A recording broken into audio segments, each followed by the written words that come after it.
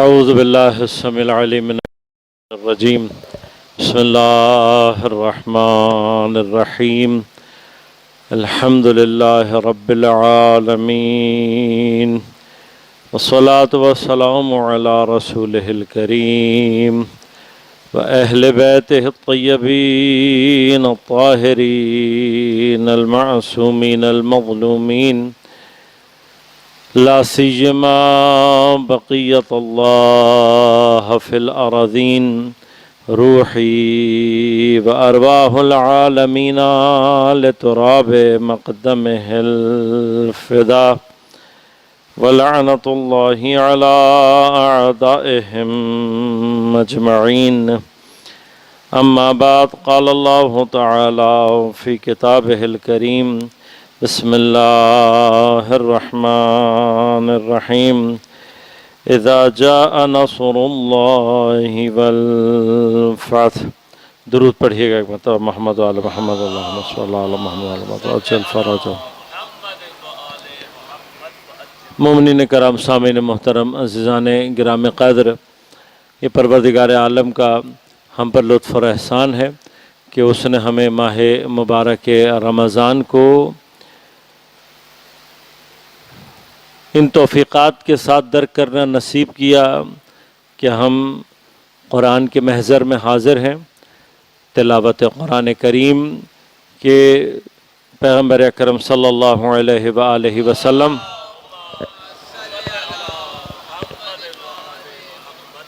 خطبہ شعبانیہ کے جو حضرت ماہ مبارک رمضان کے حلول سے پہلے شعبان کی آخری تاریخوں میں اپنے صحابہ کرام سے ارشاد فرماتے ہیں، اور وہاں پر بہت سارے فضائل ماہ مبارک رمضان میں ایک مقام یہ بھی فرماتے ہیں کہ اس ماہ میں تلاوت قرآن ثواب جو آپ نے بیان کیا، فرمایا کہ ہر آیت کا ثواب اس مہینے میں 70 گنا زیادہ ہے۔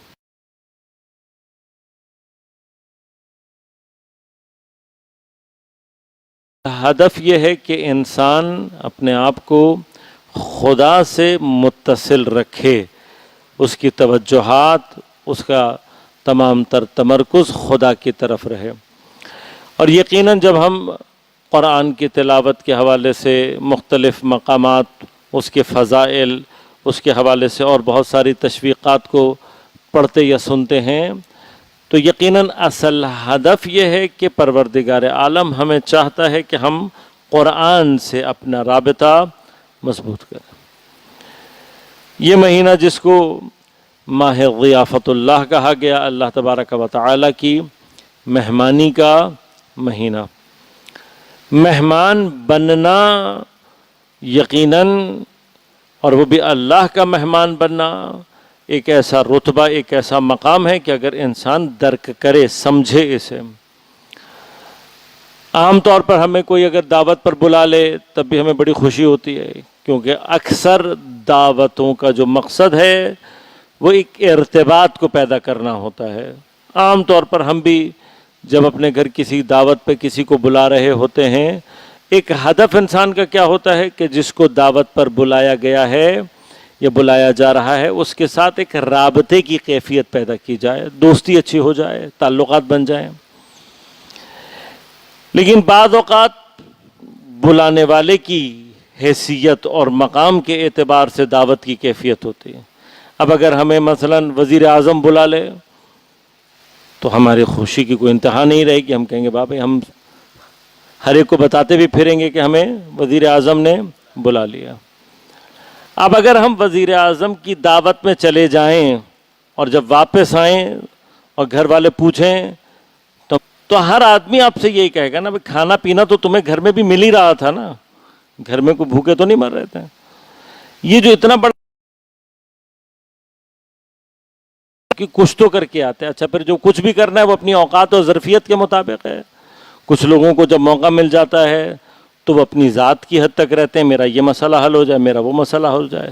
جس کی معرفت اس سے زیادہ ہوگی وہ اسی اعتبار سے بات کرے گا، لیکن جو بھی ہو مرحلہ چلیں اپنی ہی ذات کے لیے بات تو کرو۔ چلے گئے دعوت میں، نہ کچھ سنایا نہ سنا اور واپس آ گئے، تو ایسی دعوت میں جانے کا تو کوئی فائدہ نہیں ہے. اصل ہدف بالآخر اگر وزیر اعظم نے بھی بلایا ہے فرض کریں آپ کو تو رش لگانے کے لیے تو نہیں بلایا, بالآخر اس کی لسٹ میں بھی آپ کا نام اگر آیا ہوگا تو کوئی تو ہدف وہاں پر بھی ہوگا. اب اگر کوئی ہدف بھی ہے, آپ چلے بھی گئے لیکن بات کیے بغیر آ گئے, تو یہ سب سے بڑا نقصان ہے نا. ایک بڑا چانس ہے گولڈن جو ہمارے ہاتھ سے نکل گیا.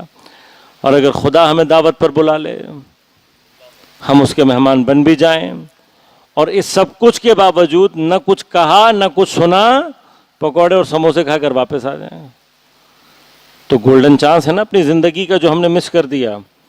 اس ماہ کا ایک ایک مرحلہ, ایک ایک لمحہ خدا کے ساتھ ارتباط کا مرحلہ ہے. خب اب اس ارتباط میں لازمات مہمانی میں خدا نے بلایا ہے جو خود ماورائے مکان و زمان ہے, تو یہاں بحث اب مکان و زمان کی تو رہی نہیں. تو پھر کلن بحث کیا ہے؟ جب آپ مہمان بن گئے ہیں تو اب خدا صرف اس انتظار میں ہے کہ جس کو میں نے بلا لیا ہے مہمانی پر, وہ مجھ سے بات کرے گا بھی یا نہیں کرے گا, کچھ میری بھی سنے گا یا نہیں سنے گا. تو اب مختصر اور خلاصہ کیا ہے؟ عبد اگر رب سے بات کرنا چاہے تو دعا کہلاتی ہے, اور جب رب عبد سے بات کرنا چاہے تو قرآن کہلاتا ہے. کنیکٹیویٹی ہمارے اور آپ کے پاس موجود ہے, کچھ اپنی کہیں کچھ اس کی سنیں, یہی تو رابطہ ہے جو آپ سے برقرار کرنا چاہتا ہے. اپنا کہنے کے لیے بھی ہو سکتا ہے کہ میری ظرفیت, میری حیثیت یہ نہ ہو کہ میں کوئی ایسے الفاظ ادا کر سکوں جو کہ شأن پروردگار عالم. خوف ہوتا ہے انسان کو کبھی کبھار, اس معاملے میں بھی ڈرتا ہے کہ میں بولنے جاؤں گا پتہ نہیں منہ سے کیا نکل جائے گا, میں بولنے جاؤں گا پتہ نہیں سامنے والے کو پسند آئے گا یا نہیں آئے گا. ہر جگہ کے آداب ہیں, ہر جگہ کے حساب کتاب ہیں. اب یہ خوف انسان کو ہو سکتا ہے کہ چلا تو گیا ہوں, ایسا نہ ہو کہ بارگاہ خدا بندی میں کوئی ایسی لغزش ہو جائے زبان کی جو شان ادب ہو, سوء ادب ہو جائے, شان کے خلاف ہو جائے, تو کیا کروں گا پھر میں. اس کا بھی انتظام کر کے رکھا ہے. ایسی ذوات مقدسہ سے ایسے الفاظ دعا ہمارے لیے مہیا کر کے رکھے ہوئے ہیں کہ ان سے زیادہ بہترین ادب بارگاہ خدا بندی کا کوئی ہمیں سکھا اور بتا نہیں سکتا. لہذا آپ دیکھیں ہر مرحلے میں چھوٹی دعائیں بھی ہیں, متوسط دعائیں بھی ہیں, بڑی دعائیں بھی ہیں, اور بلکہ یہ ماہ مبارک رمضان کا خاص تحفہ ہے کہ سب سے بڑی دعا جو نقل ہوئی ہے وہ بھی ماہ مبارک رمضان سے مخصوص ہے. کم از کم میں اپنی, بہرحال میں کسی بات کا ادعا نہیں کرتا, ایک بہت چھوٹا سا طالب علم ہوں, اس سے زیادہ میری حیثیت نہیں ہے, لیکن کم از کم میری اب تک کی تحقیق میں دعائے ابو حمزہ ثمالی سے بڑی دعا نہیں. یہ دعائے ابو حمزہ ثمالی امام سجاد علیہ الصلوۃ والسلام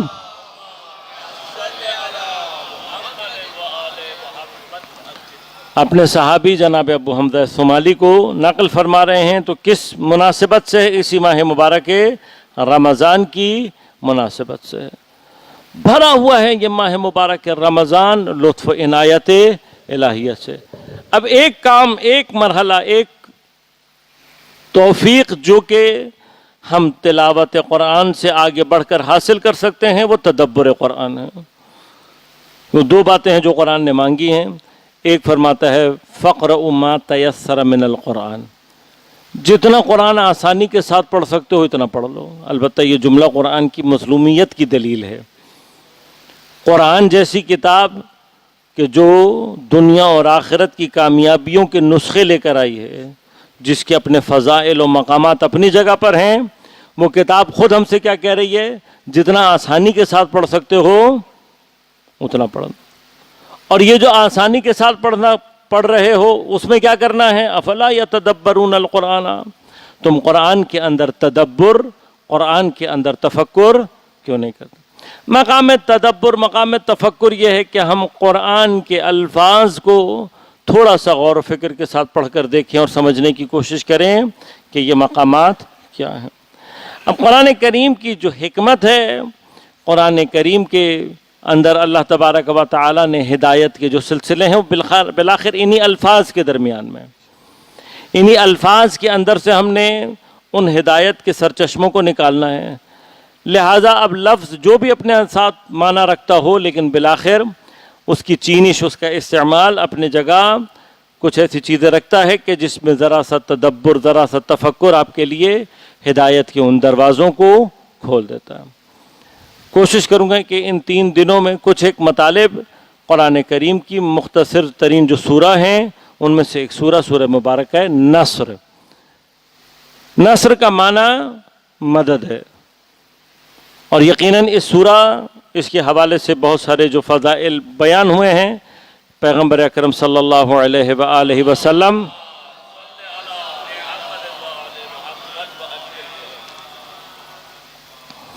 حضرت فرماتے ہیں کہ حضرت سے روایت کیا گیا اس بات کو کہ فرمایا من قرأ اذا جاء نصر اللہ والفتح فی نافلۃ او فریضۃ، جو کوئی اپنی نافلہ مستحب نمازوں میں، فریضہ واجب نمازوں میں اس کی تلاوت کرے، نصرہ اللہ علی جمیع اعدائہ، اللہ تبارک و تعالی اس کے تمام دشمنوں کے مقابلے پر اس کی مدد فرماتا ہے۔ ایک تاثیر دعائے نصر یہ ہے کہ اگر اس کو انسان اپنی نمازوں میں عام طور پر پڑھا کرے تو اثر کیا ہے؟ اللہ تبارک و تعالی تمام جتنے بھی دشمن ہیں، جمیع اعداء، ان کے مقابلے پر اللہ تبارک و تعالی اس کی مدد کرے گا۔ وَجَاءَ يَوْمَ الْقِيَامَةِ وَمَعَهُ كِتَابٌ يَنْطِقُ قَدْ أَخْرَجَهُ اللَّهُ مِنْ جَوْفِ قَبْرِهِ فِيهِ أَمَانٌ من جسر جہنم ومن النار ومن ظفیر جہنم فلا یمر علی شیء یوم القیامت الا بشرہ او اخبرہ بکل خیر۔ فرمایا کہ اس کو پڑھنے کا ایک اثر اس کے علاوہ کیا ہے کہ روز قیامت اسے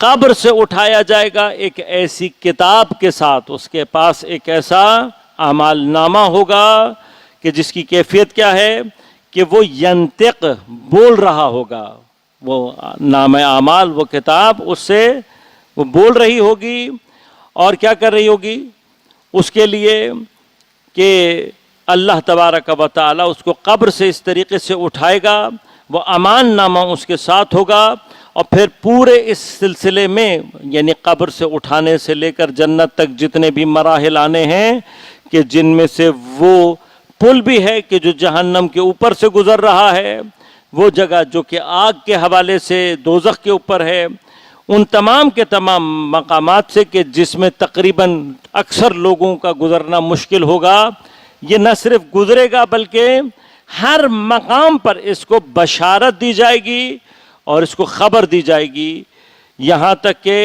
ہر خیر اس کے لیے مہیا کر دی جائے گی، حتیٰ یہاں تک کہ بالآخر کیا ہوگا، یدخل الجنت، اس کو جنت میں داخل کر دیا جائے گا، ویفتح له فی الدنیا من اسباب الخیر، یہ آخرت کا مرحلہ ہے، لیکن خود اس سورہ کو پڑھنے کا اثر کیا ہے؟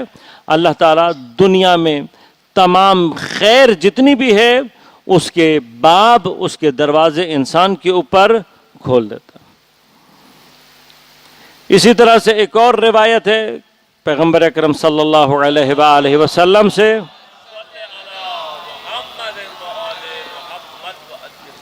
کہ اس سورہ کو تلاوت کرنے والا، مدام اپنی تلاوت میں رکھنے والا، اعطی من الاجر کمن شہد مع النبی یوم فتح مکہ، فرمایا کہ جو کوئی بھی اس سورہ کو پڑھے گا اس کو وہ ثواب ملے گا کہ جو ثواب ان افراد کو دیا گیا کہ جو روز فتح مکہ پیغمبر اکرم صلی اللہ علیہ وآلہ وسلم کے ساتھ موجود تھے اور آپ کو دیکھ رہے تھے۔ اور جو کوئی بھی فرمایا کہ نماز میں اس کو حمد کے بعد پڑھے، اس کی نماز بہترین نمازوں میں سے اور ان نمازوں میں سے ہوگی کہ جنہیں بہترین انداز سے پروردگار اپنی بارگاہ میں قبول فرمائے گا۔ اس سورہ کے بارے میں تقریباً اکثر مفسرین کا نظریہ یا خیال یہی ہے کہ یہ سورہ مبارکہ اللہ تبارک و تعالی نے تقریباً جو آخرین سورہ پیغمبر پر نازل ہوئی ہے وہ یہ سورہ ہے۔ اب اس میں اختلاف ہے نسبتاً کہ آیا بالکل آخری سورہ یہ تھی، اس کے بعد کوئی اور سورہ نازل نہیں ہوا، یا اس کے بعد کوئی اور آیت نازل ہوئی یا نہیں. بعض علماء کے درمیان میں اختلاف ہے، لیکن عام طور پر جو مفسرین کی رائے ہے، علوم قرآن اور تاریخ قرآن سے متعلق جو علماء ہیں، وہ فرماتے ہیں کہ نہیں، یہ بالکل آخری سورہ ہے، اور اسی سورہ کے نازل ہونے کے بعد پیغمبر نے واضح طور پر لوگوں کو بتا دیا تھا کہ اب میں تمہارے درمیان زیادہ عرصہ نہیں رہوں. یعنی اپنے وصال اور دنیا سے جانے کی خبر اسی کے بعد دینا شروع کر دی تھی. بعض فرماتے ہیں کہ اس سورہ کے اندر جو اللہ تعالیٰ نے کہا ہے کہ لوگ ایک فوج در فوج دین میں داخل ہو رہے ہیں، اس کیفیت کو بھی بیان کیا ہے. بعض نے کہا فتح مکہ، لیکن بعض نے کہا حجۃ الوداع، یا یہ مرحلہ فتح مکہ کے بعد کا ہے کہ جس کو کہا گیا. بعض نے کہا کہ نہیں، ہے فتح مکہ کے بعد، لیکن خود جو آیت کا سورہ کا نزول ہے وہ حجۃ الوداع. اب حجۃ الوداع یقیناً پیغمبر اکرم صلی اللہ علیہ وآلہ وسلم کی حیات طیبہ کے بالکل آخری ایام ہیں. حجۃ الوداع کے تقریباً 2 مہینے کے بعد پیغمبر کی شہادت واقع ہوئی. اس اعتبار سے یہ قرآن کریم کا سب سے آخری سورہ ہے. سورہ کے الفاظ کے جس کے اندر پروردگار ارشاد فرما رہا ہے اذا جاء نصر اللہ والفتح،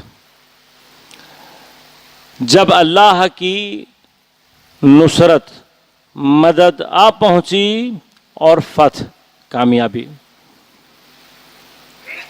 عام طور پر جو فتح کا معنی ہے وہ کامیابی کے معنوں میں اردو میں جو ترجمہ کیا جاتا ہے وہ کامیابی کے معنی، لیکن عربی زبان میں فتح کے یا فتح کے اصل معنی کھولنے کے ہیں. پس دروازہ کھولنے کو کہیں گے فتحت الابواب، یا باب دروازہ کھول دیا گیا. فتح جس کو کامیابی کہا جاتا ہے، اس کو بھی کامیابی کے لیے لفظ فتح کیوں استعمال کیا جاتا ہے؟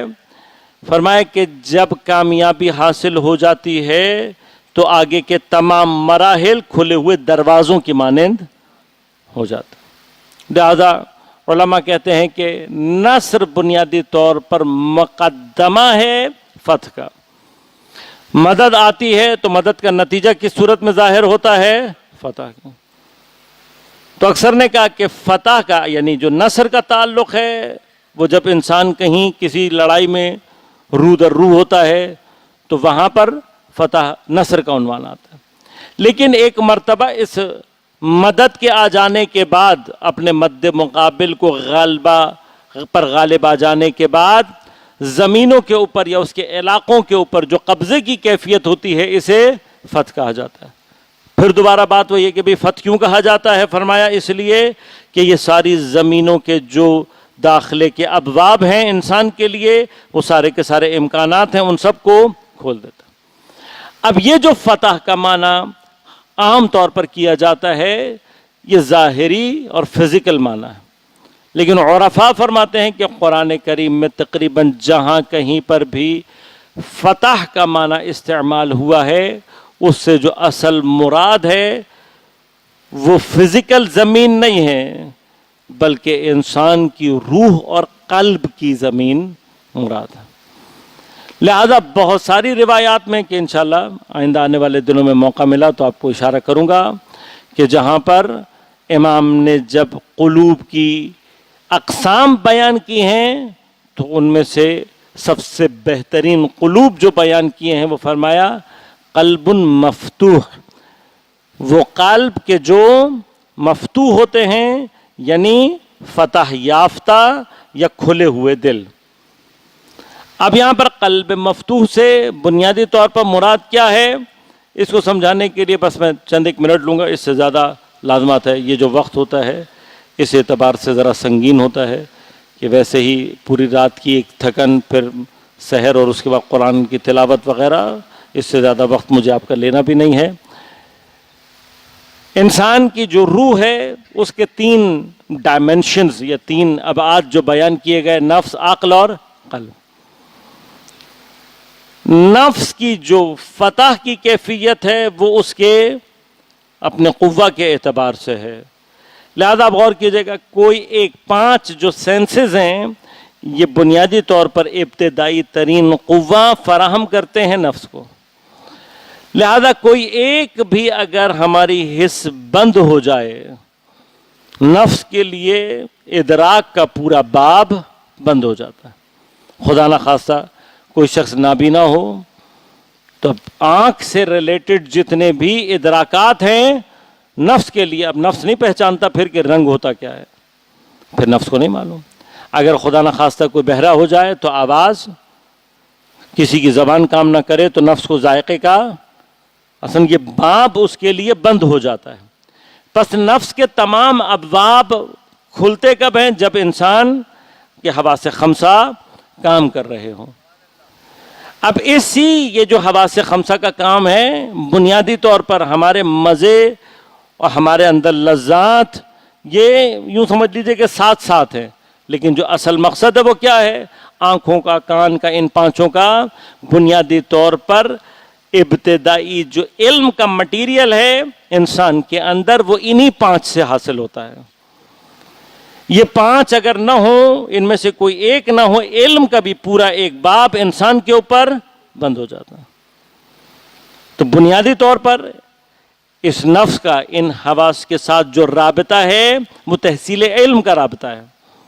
اب یہاں سے کچھ حاصل ہوتا ہے، صحیح معنی میں اگر حاصل ہو جائے تو عقل کا باب ہوتا، فتح ہوتا ہے، کھلتا ہے.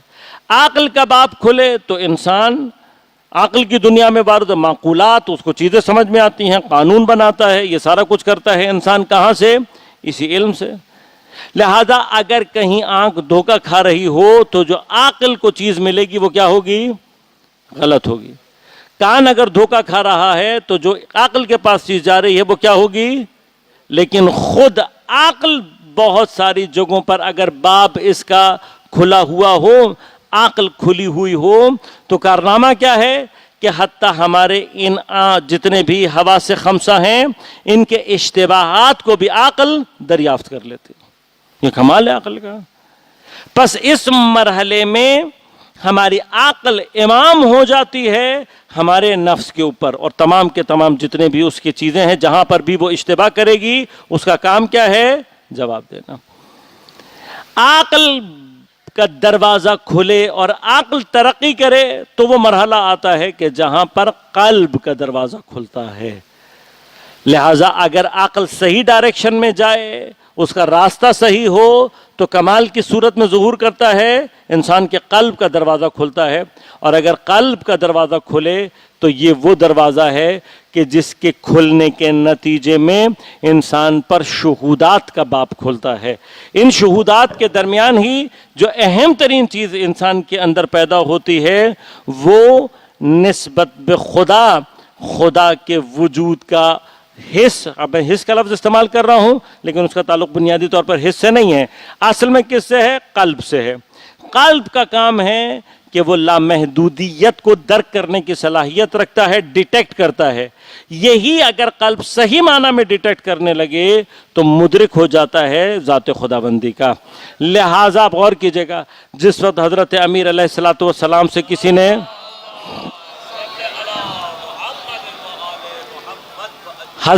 نے سوال کیا، پوچھا کہ کیا آپ اندیکھے خدا کی عبادت کرتے ہیں؟ تو یہ سوال اپنے اندر بڑی پیچیدگی لیے، یہ اتنا معمولی سا اور سادہ سا سوال نہیں ہے.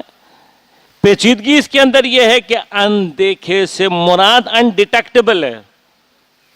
اب انڈیٹیکٹیبل کا مسئلہ کیا ہوتا ہے؟ جو چیز درک ہی نہ کی جا سکے اس کا وجود کل عدم ہوتا ہے. یہ کل عدم کا لفظ تو آپ نے عام طور پر سنا ہوا ہوگا. پاکستان میں کل عدم کے بھی تقریباً کوئی معنی نہیں ہے. کل عدم ہی سب سے زیادہ ایکٹیو ہوتا ہے. وہ نام بدلتا ہے دوبارہ اتنا ہی بلکہ اس سے زیادہ ایکٹیو ہو جاتا ہے.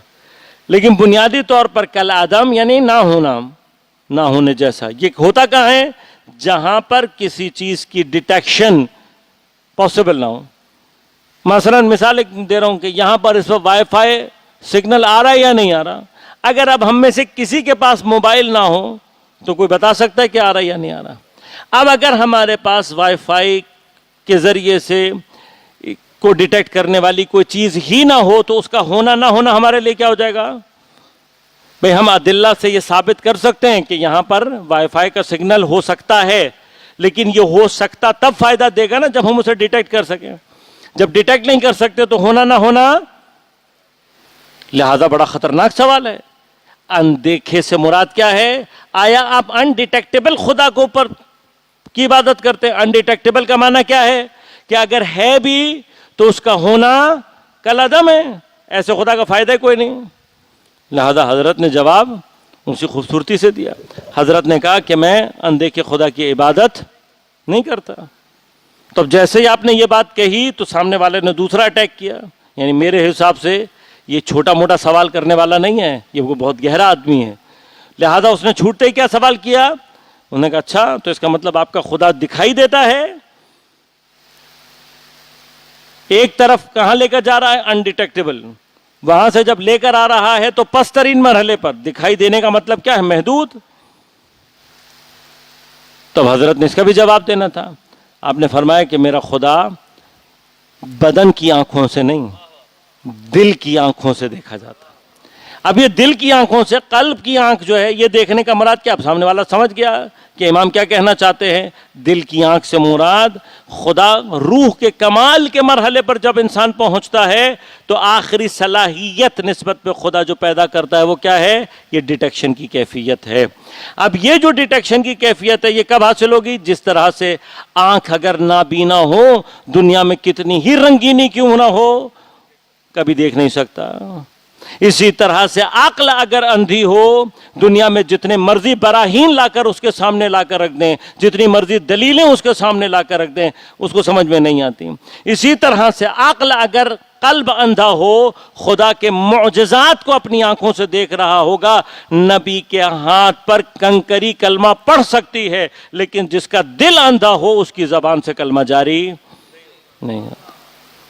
لہذا اب خود اس مرحلہ فتح تک پہنچنے کے لیے جو چیز درکار ہے وہ کیا ہے؟ نصر اللہ، اللہ کی مدد. جب تک اللہ کی مدد نہ آئے انسان یہ قابلیت پیدا نہیں کرتا کہ وہ اس مرحلے میں داخل ہو کہ جہاں پر اس کا قلب فتح ہو، باز ہو، کھلے، دل کھلے. تو پھر انسان کے اندر وہ مرحلہ پیدا ہوتا ہے کہ جہاں پر وہ اپنے ہی پروردگار سے ارتباط کی کیفیت میں آ جاتا ہے. اس دعا کے ساتھ کہ پروردگار ہم سب کو ماہ مبارک رمضان سے بہترین استفادے کی توفیق عنایت فرمائے. بار الہ تو جس ماہ مبارک رمضان کی رحمت، برکت اور مغفرت سے بھری ہوئی ساعات کا واسطہ ہے. ان تمام خیر و برکت کے حقیقی وارث امام زمان عجل اللہ تعالیٰ فرج و شریف کے ظہور میں تعجیل فرما. تمام علماء، مراجع اعظام سب کو اپنے حفظ و امان میں رکھ. بار الہ بحق زہرا و ابیہا و بعلہا و بنیہا، حضرت کے ظہور کے ذریعے سے دنیا سے ظلم و ستم استبداد کا خاتمہ فرما. جہاں جہاں مومنین و مسلمین جہان باطل سے برسر پیکار ہیں، بحرین میں، یمن میں، عراق میں، شام میں، سعودی عرب میں، لبنان میں، نائجیریا میں، کشمیر میں، اور بالخصوص غزہ اور فلسطین کے مومنین و مسلمین، بار الہ ان سب کو نصرت و کامیابی عنایت فرما. دین دشمن، اہل بیت دشمن قوتوں کو، پاکستان دشمن قوتوں کو نیست و نابود فرما. بالخصوص امریکہ، اسرائیل اور ان کے حامیوں کو نیست و نابود فرما. تمام مؤمنین کو بار الہ اپنے حفظ و امان میں رکھتے ہوئے ان کی پریشانیوں کو دور فرما، مشکلات کو آسان فرما. بالخصوص محمد علی صاحب کے کاروبار میں خیر و برکت بار الہ اور دیگر مومنین کے بھی ارزاق میں خیر و برکت عنایت فرما. تمام جتنے بھی مومنین مریض ہیں بار الہ ان سب کو شفاء کامل عاجل عنایت فرما. بالخصوص شفقت ہاشمی صاحب اور وقار جعفری صاحب مریض ہیں. دیگر جتنے بھی مریض مورد نظر ہیں بار الہ ان سب کو شفاء کامل عاجل عنایت فرما. بار الہ ہمارے مرحومین کی مغفرت فرما. ہم سب کو جوارے، ہم سب کو امام زمانہ جل اللہ تعالیٰ فرج و شریف کے اعوان و انصار میں شمار ہونے کی توفیق عنایت فرما. ربنا تقبل منا انک انت السمیع العلیم برحمتک یا ارحم الراحمین.